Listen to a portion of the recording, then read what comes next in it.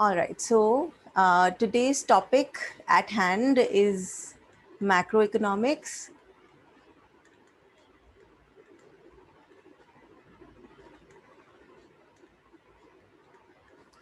And today is your first class for macroeconomics. In macro, we are concerned with the aggregate of a lot of the important variables in the economy.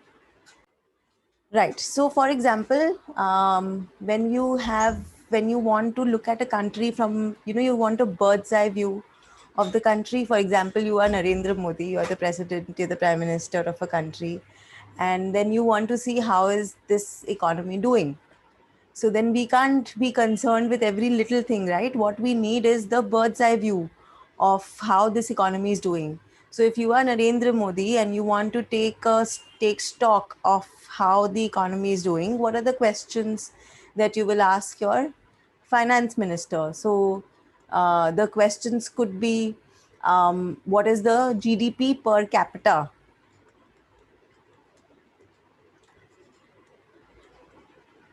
This is one of the most important ways in which the health of an economy is understood. What is the GDP per capita? Then what are the other questions that could be asked? What is the level of unemployment in this economy? What is the level of inflation in the economy? Inflation meaning price rise. How are prices rising year on year? Yes. Uh, and then there could be many such questions. Progress in the health sector. So, what is the infant mortality rate? What is the mortality rate? What is the literacy rate? So, there are many. So, those are social indicators, social and economic indicators. These are more of economic indicators, right? We could ask what is the rate of investment in the economy. Then it could be what is the rate of exports growth, what is the interest rate.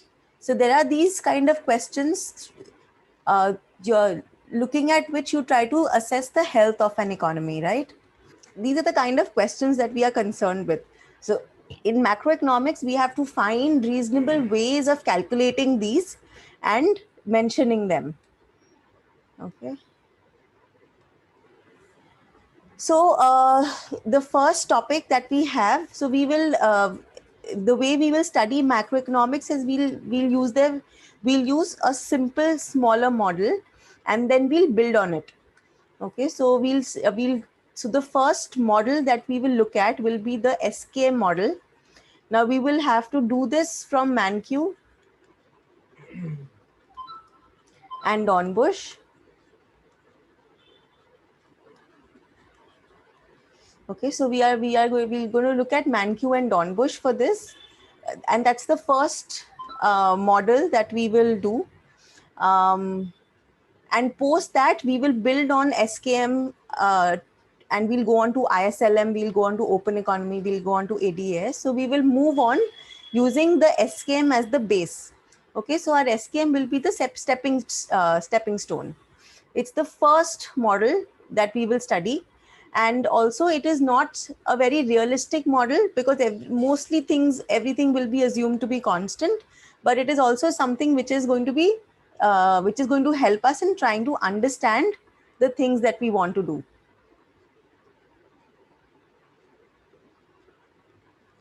Okay, so now to calculate the SKM, let me first give you the background. Now, all of you must be knowing that economics is kind of divided into the classical way and the Keynesian way.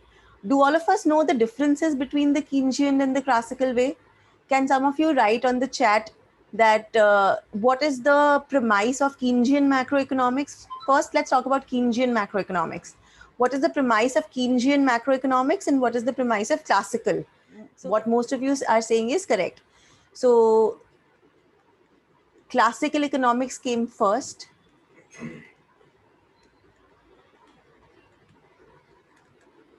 And the classical economics had certain basics features. One second. Okay, so classical economics. So that is this is the school which was the first school first came about. So there's certain assumptions for this school. Okay, now the way macroeconomics works, it's the same way that micro usually works. So we have this demand side and we have the supply side. Okay, so when the classical economics, usually what they said was that the economy is focused on the full employment level of output. Okay, so they said that we have a production function. What's a production function? You all know what's a production function. Let's say y as some function of ln k, right? So we have a production function based on which inputs are converted into output. Okay, so inputs are labor and capital and output is y. Okay, so this is the production function. So now in the classical economist says that we should have full employment of these inputs, full employment level of these inputs. Okay, L should be fully employed, K should be fully employed, which will give us a level of output, which is full employment level of output. Okay, so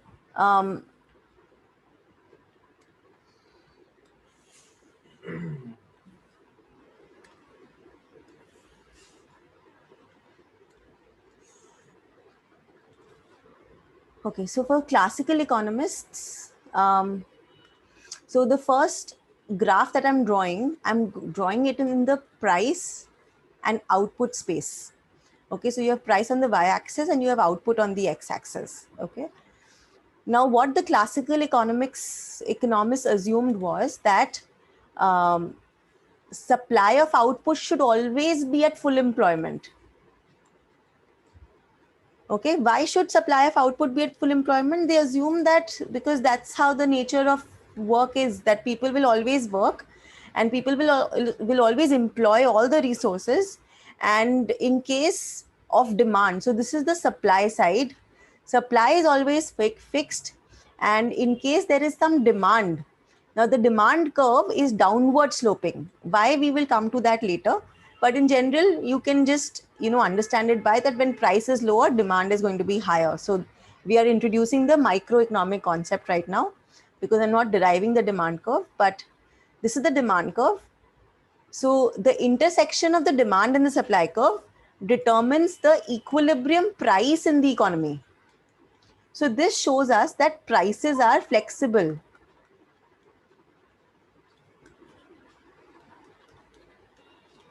Right? So if prices are determined by the position of the demand curve, right? Is this sentence here clear? That price is determined by the position of the demand curve. So if the demand curve is positioned higher, for the same output, price will be higher. If demand curve is positioned lower, for the same output, price is lower.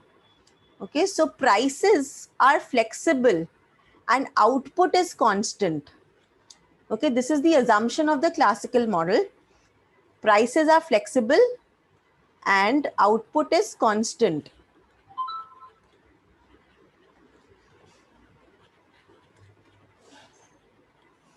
Any questions here? Everybody's clear with this, right? So prices are flexible, output is constant. The position of the demand curve can only determine prices. The position of the supply curve is going to determine the output. Okay, so the position of the supply curve is going to determine output. Position of the demand curve will just determine the prices. Now, so these are the assumptions of the classical model. Now, it was found that these assumptions are actually true in the long run. Why are these assumptions true in the long run? Because it is possible for people to adjust their quantity supplied and the prices charged in the long run. In the short run, actually, it is not possible for people to adjust, to change their prices significantly, right? But it is possible to do so in the long run. So in the long run, this was possible. Okay, so what happened during the Great Depression? So in that time, Keynes, who was a British economist, he came out with his general theory, who said that actually economy functions in a manner which is very different from what was assumed till now. So what was the Keynesian difference?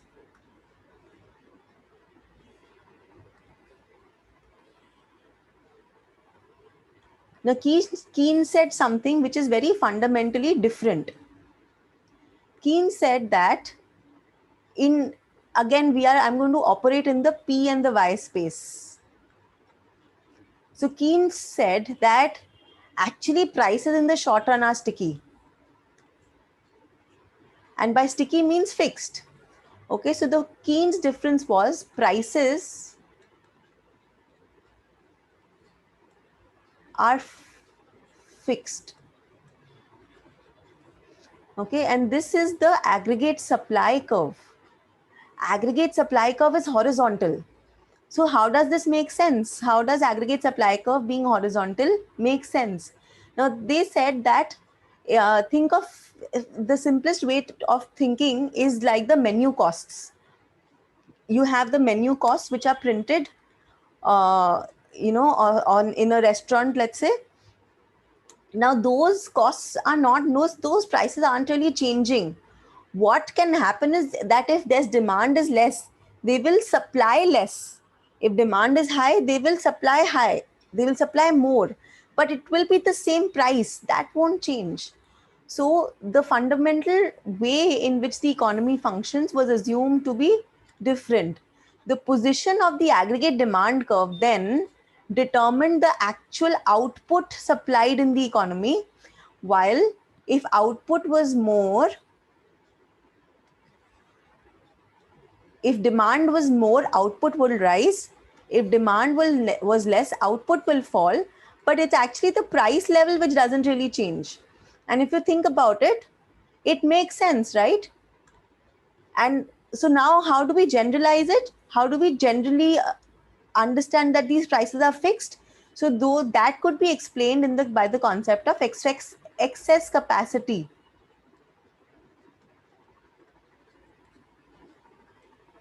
What was the concept of excess capacity? That there is enough production capacity. There were enough plants, there's enough factories. Okay, so if there was already factories present, then all you need is demand to, and output will rise. Price will not rise because there is already excess capacity. Excess capacity meaning there is already production capability. Okay, so when there is production capability, that time to produce more, you don't need to increase prices. Prices are stable. Okay, so when prices were stable, the position of the demand curve determined the amount of output produced in the economy. So completely different way of looking at things. Keep the prices fixed, and demand determines the position of the equilibrium output. Demand determines how much will be sold in the economy. Okay, so completely different way of looking at things. Now what this also did was, it also put the onus of this Y star on the hands of the fiscal and the monetary policy. Now the position of the demand curve became important, because demand curve now determined what will be the equilibrium GDP in the economy. So Modi can potentially win elections based on if the demand is rising and the position of the Y star, it can be increased. You can actually show that the economy is doing well. So now this position of the demand curve became important, and then now the economists had to then think, how do we shift this demand curve? Is it possible to move it to the right? Because if it is possible to move it to the right, equilibrium income could be shifted from Y star to, let's say, a Y1 star. So then the next question is, what is the position of the demand curve dependent on? What is this? How can we manipulate it? How can we shift it? Okay, so then it the Keynesian model, with its different formulation for the position of the demand and the supply curve, actually gave some power in the hands of the government to manipulate the position of the aggregate demand curve, and hence the position of the aggregate output. Now that was one key difference of the That was one key difference of the between the classical and the Keynesian model. The classical model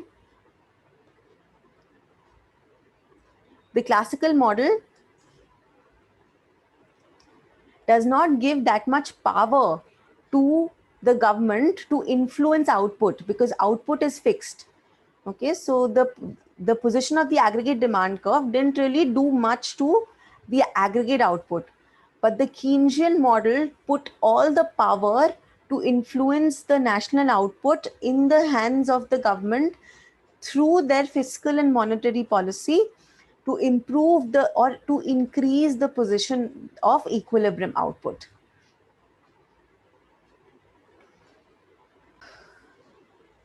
So all of us have heard of the circular flow of income, right?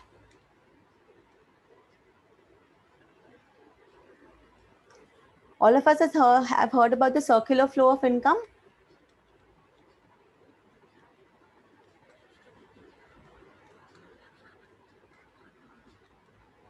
The circular flow of income says that income and output and expenditure are all the same. The three sides of the same coin, right? Okay, so income, output, and expenditure, they're all the three sides of the same coin. They are used interchangeably. Okay, so it is like, yeah, when I spend, what I spend is what you earn, and what I spend is is the equivalent amount of output that you give me.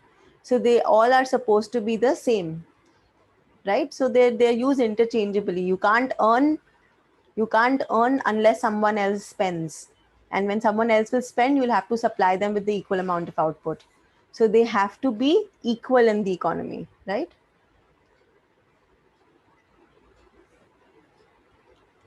All right.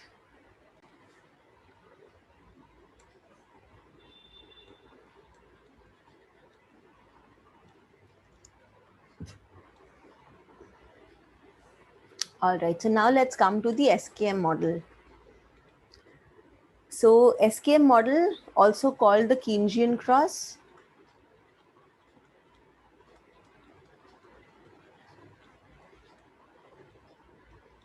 So it's the first stepping stone that we have, this first basic model that we have.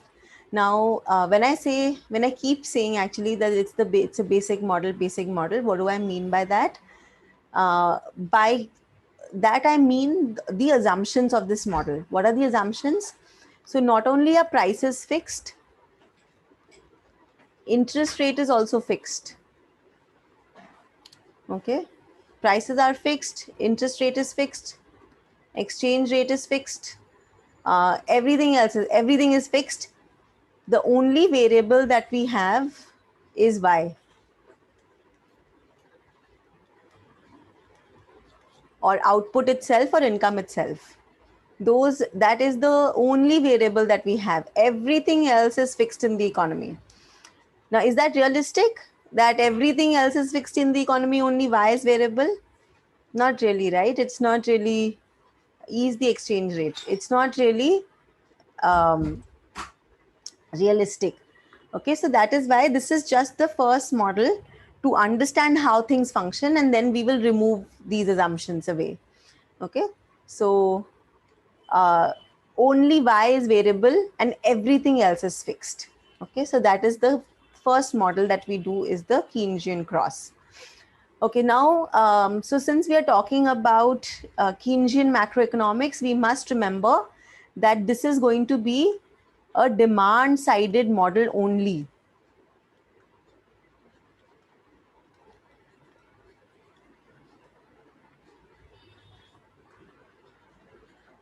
We have assumed away all supply-sided considerations. Why is that? Because of this. So supply side is fixed at that given price. Okay, so we have put a particular level of price and we fix the supply, that anything that you want can be supplied at this price. So now all the task that is left with us is to determine the position of the demand curve. So that is why everything that we will do will be to determine the position of the demand curve. Okay, supply doesn't come into the picture at all, right? Okay, so completely demand sided model, supply doesn't come into the picture. Okay, so in the Keynesian cross, we will have two concepts. So one is the one is the actual expenditure, and the second is the planned expenditure.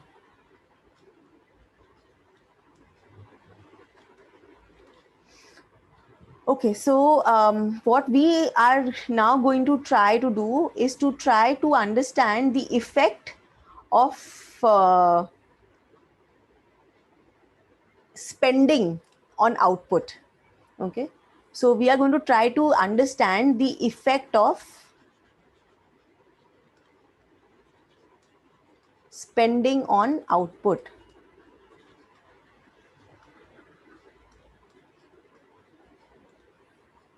Okay, so what is the meaning of spending? Spending is expenditure, right? So we are trying to understand how will expenditure impact output. Okay, so now expenditure, who makes expenditure in an economy? From an economy's perspective, who makes expenditure? Now we all know that there are four sectors in an economy. What are the four sectors? There's the household sector, there's the business sector, there's the government sector, and there is the trade sector, export minus import. These are the four sectors in an economy, and spending is done by all the four sectors. Okay, so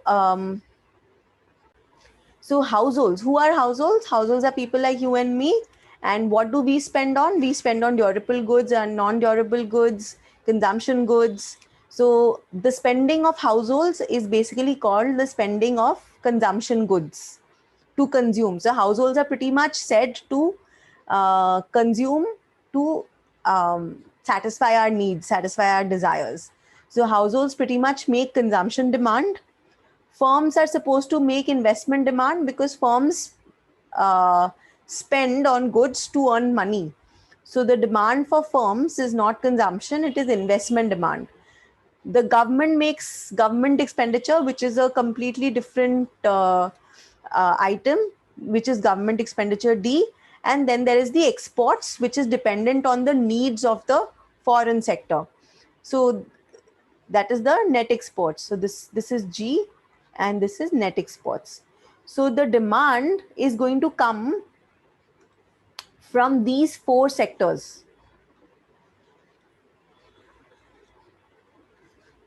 Okay, so demand in an economy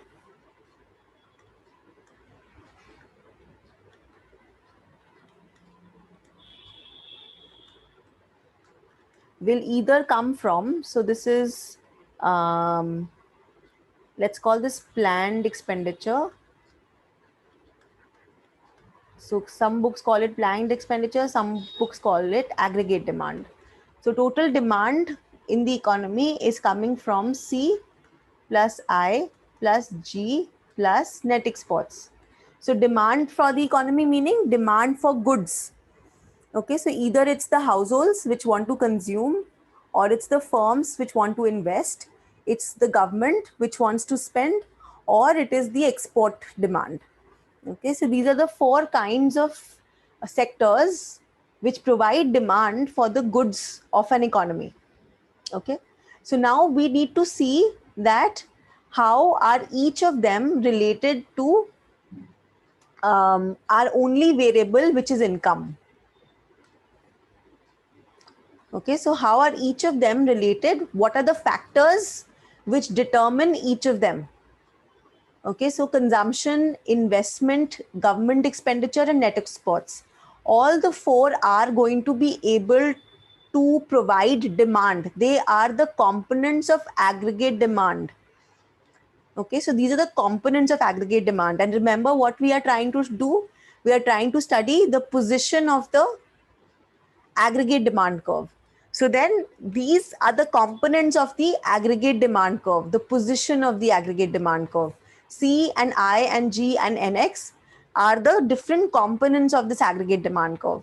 So now we need to understand what determines these components, so that how is it possible to manipulate it and increase it. Okay, so now we have to individually understand each of these components.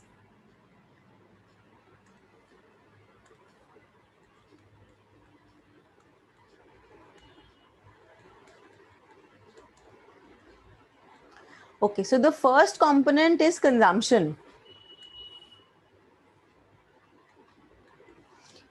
Now, consumption is the demand of households, right?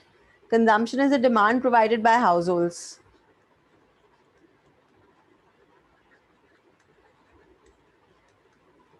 Okay, now Keynesian consumption function is simply that consumption is C bar plus small c into YD.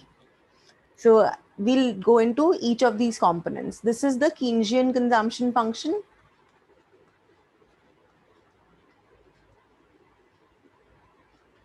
Keynesian consumption function says that consumption is equal to C bar plus small c YD. Now what is C bar? C bar is the minimum level of consumption when income is zero. Okay, so when income is zero, there is some minimum level of consumption, that is C bar. Okay, then what is small c? Small c is the marginal propensity to consume.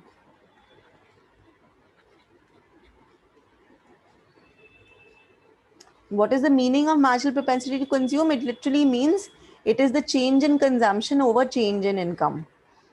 Okay, this is small c. It's dc dy. It's change in consumption over change in income, can also be written as this.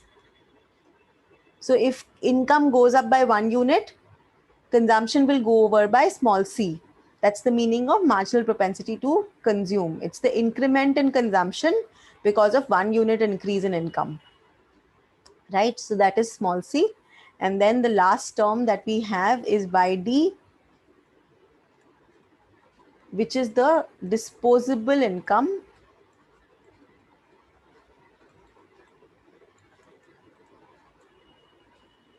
Disposable income means income minus taxes plus transfers. So out of income, we subtract any tax that we have to pay and add any transfers that we get. That changes income to disposable income. So out of our disposable income, we consume a fraction of C. So this fraction is, let's say 2/3, for example. So that means if income is 100, then 2/3 is what you consume out of it. Okay, so if disposable income is, if let's say income is 100, out of which taxes are 30%, so that means 70% is your disposable income. Out of the disposable income, you consume 2/3 of what is left. So that is the meaning of the C into YD.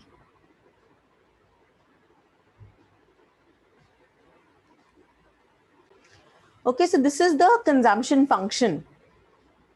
I'll ask questions in a bit, okay?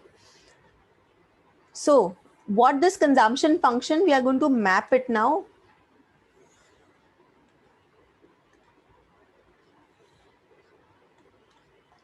So this function that we have just written, C is equal to C bar plus small c y d. If you have income on the x-axis and consumption on the y-axis, how do we draw this? So if income is 0, consumption is C bar. So C bar is my intercept. And then as income increases by 1 unit, consumption increases by C units. So income is increasing by a parameter of small c. So small c is the slope. So this is c is equal to c bar plus small c yd. All right, so this is my consumption function. Now it is supposed to be a straight line upward sloping with an intercept of c bar. All right. I think what the question that Yash is trying to ask is this function, is it how it usually is? Is it a correct function? Is it how consumption is actually determined in the economy? Why don't you all tell me this, that do you think that any consumption is a fraction of the income earned that year itself? So this Keynesian consumption function basically tells us that what we consume is a fraction of this year's income. So we literally consume maybe 50%, let's say 50% of what we earn in a particular year is what we spend on goods and services. So if we basically earn more in a particular year, we will spend more. If we earn less in a particular year, we earn less. So this is what the consumption function is saying, and this is probably what Yash is asking, that is it true to have this kind of a linear relationship? So the answer to that is not really. Now there have been many theories, particularly Milton Friedman's, which has shown us that people don't always, they don't have such a myopic view of their consumption. So it's not going to be that today, if I'm earning a lot, I'm going to be spending a lot, and then tomorrow if I'm earn less, I'm going to be spending less. People really try to smooth their consumption. They try to save when they're earning more, so that they can make up for when they're earning less. So people try to ascertain what is their permanent income instead of just trying to spend out of their current income. So that is a major difference between this consumption function. And of course there's the factor of wealth also, that you have a particular wealth. Yes. So there are many factors which determine this consumption. Yes, there are many factors which can be determined in the consumption function. You can incorporate wealth, you can incorporate income of many years, you can incorporate interest rates, because now to these times credit cards is a major reason which determine consumption. So there could be many other factors which can be incorporated. This is obviously a very simplistic model. So it is a simplistic function and a simplistic model, and it gives us a simple way to start. Okay, so that's why this is the consumption function that we use. Of course, no way is it complete, no way it is correct, no way it is complete, let's just say. It's MPC may not be constant. So you may not have one MPC. MPC could change. We have many other factors which are there. So, but we just take an average out, and this is if you had to put it in the most simplest form, this is it. Okay, so that's why we use it. We use the most simplest form of consumption function. Okay, so this is the consumption function. C is C bar plus small c yd. As I said, small c is MPC. It's MPC is DC dy. Okay, so that is my MPC, and YD is the disposable income.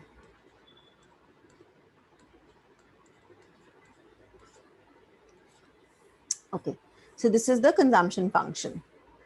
Now let's go to the other variables. There's an investment function. So the first function that we have, which is the consumption function, so we are going to take it as just a function of income, a linear function of income. As income is going to increase, consumption is going to increase. So a simple linear relationship is what we are putting it. Okay, so this could actually be true for low levels of income, right? So when a person is poor, they usually spend what they earn. So if they earn more, they spend more. If they earn less, they spend less. That's how it goes in term for usually for poor people. Okay, so we are just going to be sticking to this function and saying that it's linearly dependent on disposable income.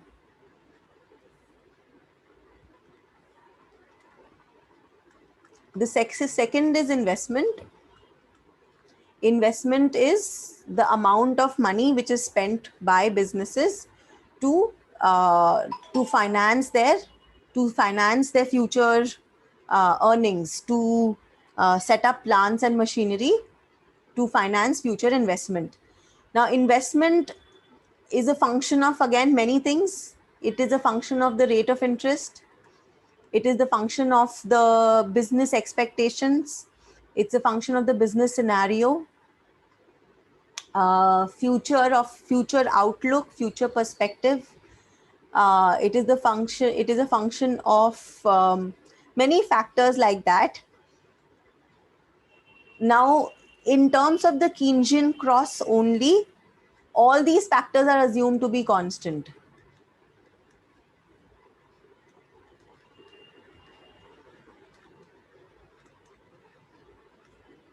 Okay, and only in terms of the Keynesian cross, all these factors are assumed to be constant.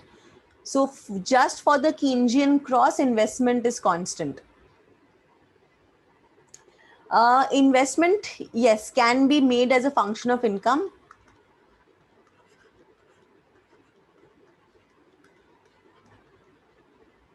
So it could be as a function of income also, though again, it is not a major function of income, because investment doesn't really happen out of your own pocket. It usually happens out of borrowed money. So for most cases, investment will be constant, but for some cases, we can also make it as a function of income. So in that case, it's going to be positively related to income.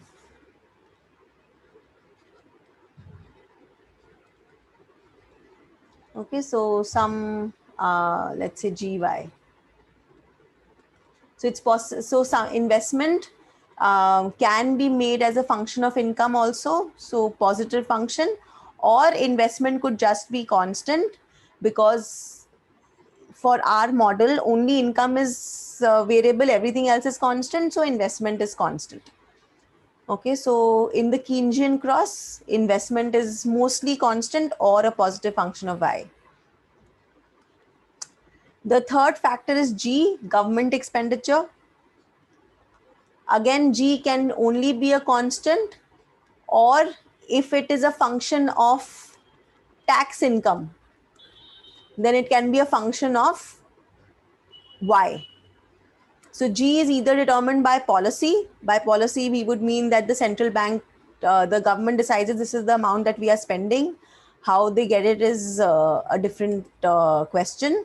Or it can be that whatever is a tax collection, which could be, so tax collection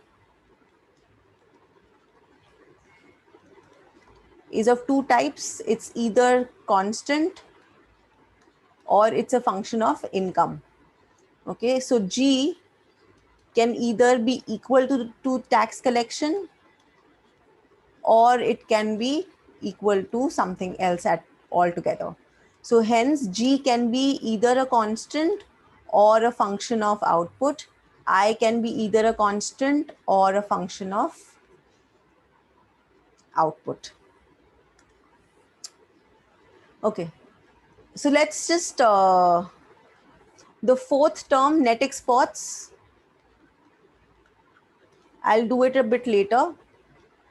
Let me just for now keep for now let's just assume the closed economy.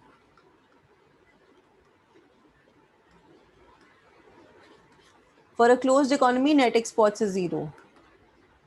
Okay, so for now I'm just assuming 3 sectors. Okay, so assumption, I will do away with it. Okay, so what I'm saying is that the demand in this economy is coming from C plus I plus G, which is equal to C bar plus small c YD plus I plus G.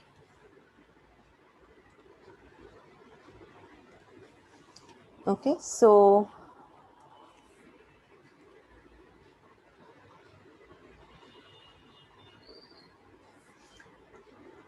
this is the demand side of the economy. The demand side is coming from consumption and investment and government expenditure. C bar plus small c YD, and investment is I bar and G is G bar. So this is the simplest case.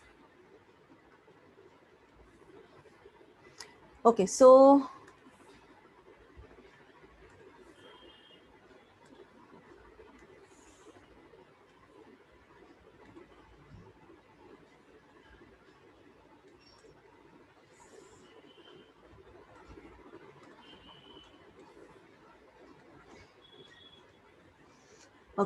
on the in the Keynesian cross,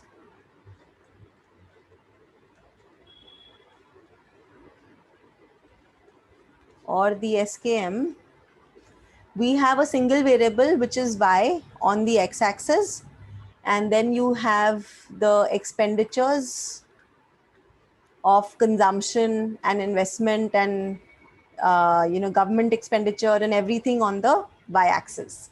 Okay, so this is the Keynesian cross diagram now that we are going to do. So in the Keynesian cross diagram, one is the side of demand. So this is that is called the planned expenditure side.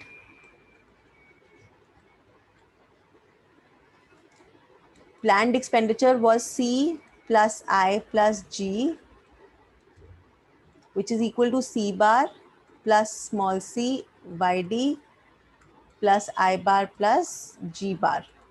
So if we see this carefully, for the planned expenditure side, there are some autonomous components and then there are some induced components.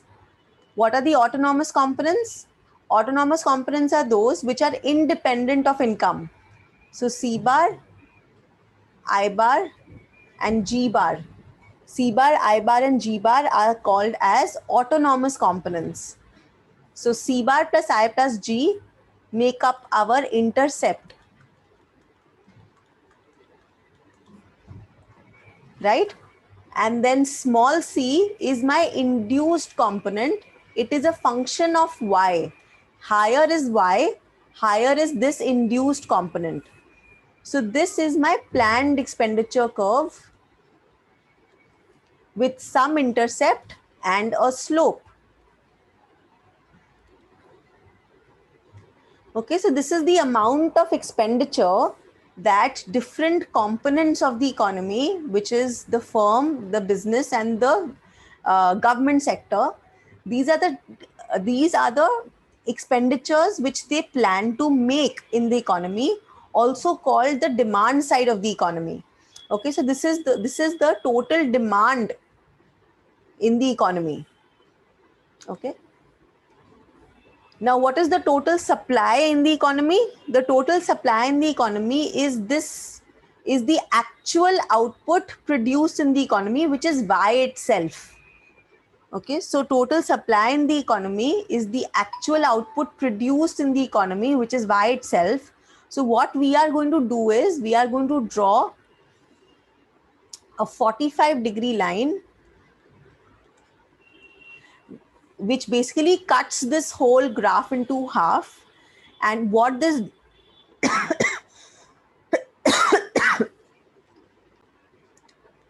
yeah, sorry about that. So so what this 45-degree line is going to do is that it is going to basically help us mirror the the x-axis onto the y-axis.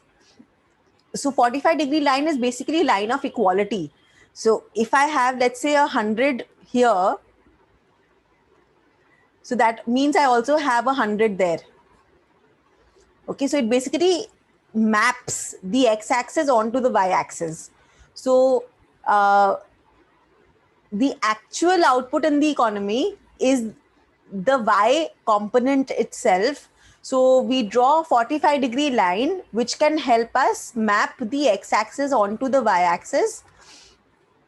So that is why this 45-degree line is called the actual expenditure in the economy, or you can also call it the supply side of the economy. So the supply side is the actual output and the demand side is the planned output.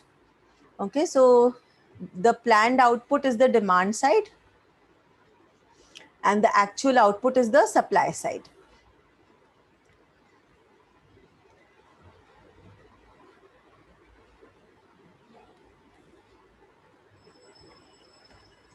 Okay, so now let's see equilibrium. Equilibrium is obviously when planned output is equal to the actual output. So when both meet, when planned output is equal to actual output, that is equilibrium y star. So mathematically, actual output is just equal to y. So when planned expenditure is equal to actual expenditure, so when y is equal to c plus I plus g, that is when there is equilibrium in the economy. Okay. So we can show that by equality between the actual and the planned expenditures in the economy. Now, what happens if what happens in times of disequilibrium? Or what happens if actual is not equal to planned? So, how do you arrive at this y star? Okay, so how do we arrive at this y star? Okay, so why is it called actual? Because it is equal to the actual output in the economy. This is what is this is the supply side. So think about it as what is supplied, hence it is the actual output, and demand is the planned output. Okay, so um, in certain time period, it is possible that the actual output was more than what was planned. Or I always find it easier to explain it in terms of that the supply side, supply was more than demand. Okay, so if the supply is more than demand, then what will happen? Output should fall because supply is more, demand is less. So what you have in this region is called an unplanned buildup of inventories.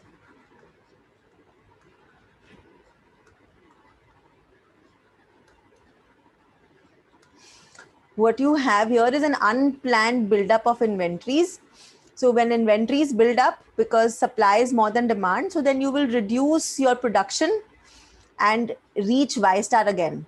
And in this region, when the demand is more than supply, so when demand is more than supply, then you will increase your output in the next period. So that's how you attain the Y star. So the forces of demand and supply bring you towards Y star, which is when Y star is called a stable equilibrium. So the forces of demand and supply are bringing the economy towards Y star. Okay, so then it is a stable equilibrium.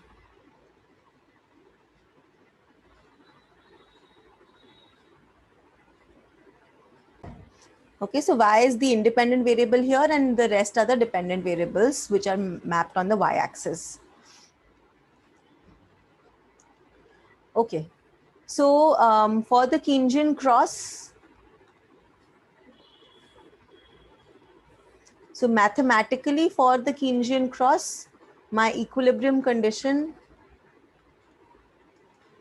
is when actual expenditure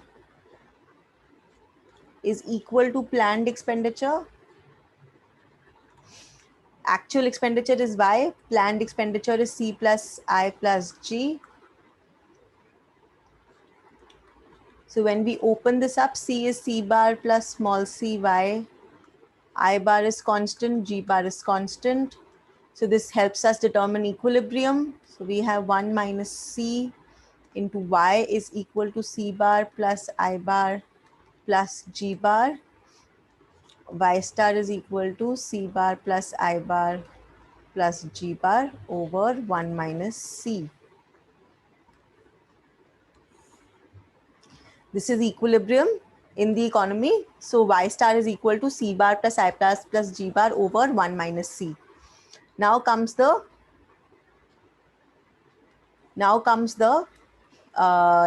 interesting part. Now comes your questions. How do questions come in the economy, right? So now we have to try to understand this equation. This is the first important equation that we have to do in our Keynesian cross. So let's understand this equation now. So Y star is equal to C plus I plus G upon 1 minus small c. What is the meaning of this? My equilibrium in the economy is determined by the position of C bar, I bar and G bar and on small c, right? So let's understand this first. If I bar, G bar or C bar went up, my Y star will go up. That's the first thing that we can understand from here. So if C, I or G goes up, that means my curve is going to shift up. That means my Y star will go up. So that's the first thing. Then also this role of small c. If small c increases, then the whole thing then the denominator falls and the whole thing rises, right? When the denominator will fall, then the whole thing will rise. So when small c increases, again Y star will increase. So those are the first obvious conclusions that we can draw from Y star. So as I, G and C bar increases, Y star increases. As small c increases, also Y star increases. Then the next question comes of magnitude. So these are called comparative statics.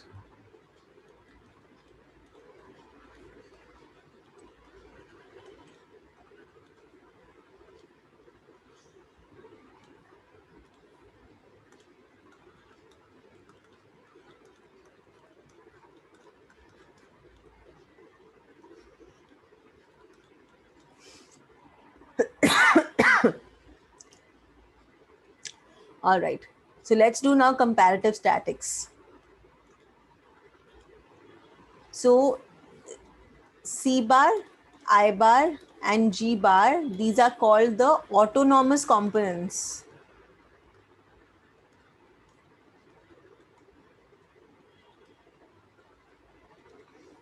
Right? These are called the autonomous components. Let's call all of the autonomous components as A. So Y star is actually equal to A bar over 1 minus C. Okay. Then we can do something called dy by dA bar, which is equal to 1 by 1 minus C. What is the meaning of this? That means if either of these components go up, either of these autonomous components go up, income is going to increase, right? By how much? As an example, if C is, let's say, 2 by 3. Okay, so then this is equal to 1 by 1 minus 2 by 3. So this is going to be 1 by 1 by 3, which is 3. So what does this mean? Dy by dA bar is 1 by 1 minus C. If C is 2 by 3, that means it is equal to, this is equal to 3. So this means dy by dA is equal to 3. What does this mean? This means that if G, I or C increases by 1 unit, Y increases by 3 units. That's the first big conclusion that we have. That's the first big reason so as to why you are studying all this.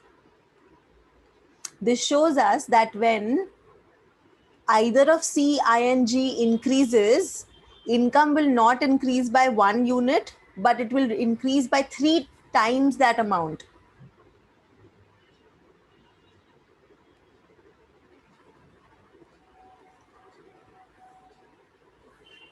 Right? It will increase by 3 times that amount.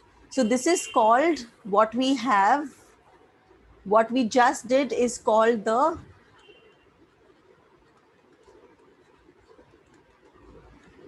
multiplier effect.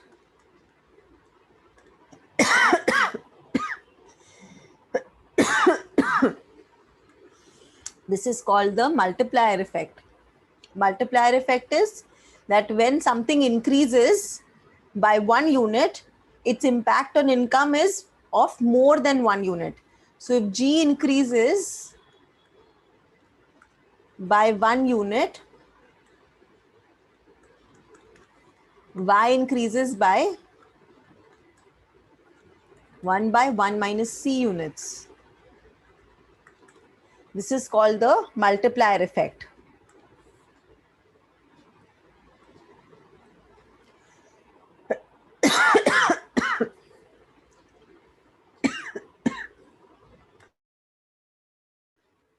All right, so the multiplier effect means that when G increases by 1 unit, Y increases by 1 minus C units, so which is more than 1. Now that's the multiplier effect.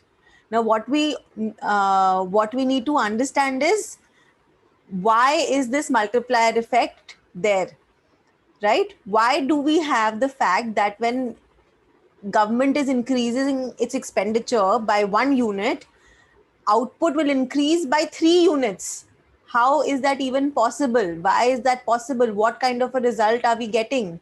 Why are we getting this kind of result? And the answer lies in the fact that in this equation,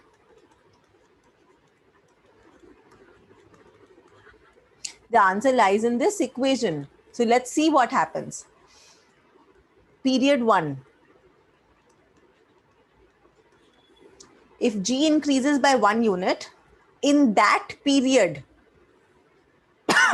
income increases by 1 unit only, right? So in the first round, let's say, so the first round is 2021. 2021, government decides to increase government expenditure by 1 unit. So in 2021, the income of the economy will only increase by 1 unit. Then comes 2022, the second period. In the second period in 2022, because this income was increased by 1 unit, consumption is going to increase by small c units in 2022, owing to the rise in one income in 2021. So that means consumption will increase by small c in 2022. Then 2023, when income increases by small c, consumption will increase c of that quantity. So income will increase by c square and so on. So income all together, all years combined,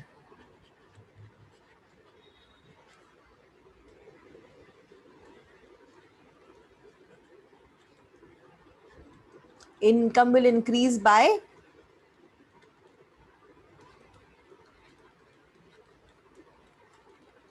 up till infinity.